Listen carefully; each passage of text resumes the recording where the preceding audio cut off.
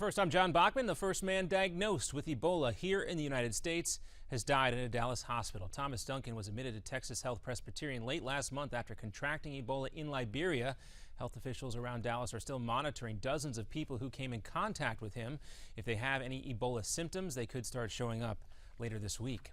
And this comes as the Department of Homeland Security orders agents at airports across the country to keep an eye out for possible Ebola infections. Agents will start looking for travelers showing signs of illness. Customs agents will be given fact sheets to travelers for those symptoms to be on the lookout for. And same-sex marriages are now on hold in Idaho and Nevada, one day after the bans in those states were declared illegal by a federal court. Supreme Court Justice Anthony Kennedy has temporarily blocked the ruling. The delay may only last for a couple of days, though. Justice Kennedy is asking for more information from Idaho officials by tomorrow. And new hope today for Kobani, the Syrian town on the Turkish border at the center of a fight against Islamic State fighters. The coalition airstrikes appear to have hit ISIS targets on a hillside just outside of town, while inside town the battle continues to rage between ISIS and Kurdish forces. The Kurds now say ISIS has been pushed back to the edge of town. Meanwhile, the FBI continues to seek help in tracking down this ISIS fighter. Take a listen. We're here in the 17th Division military base just outside the city of Al-Raqqa. In the video, he alternates between Arabic and nearly perfect English with what the FBI calls a North American accent. We have the full video up right now on Newsmax.com.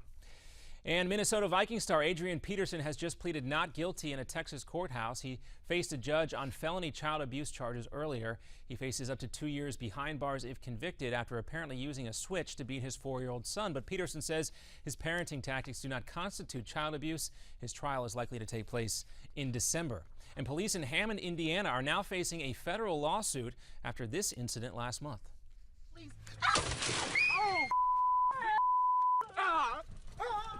Well, Jamal Jones was hit with a taser after police say he refused to lower his window and broke it to hand over some ID. The driver had been pulled over for not wearing a seatbelt. The whole thing was caught on video by one of the 2 kids in the back seat. Police say they were worried for their lives when Jones reached into the back seat.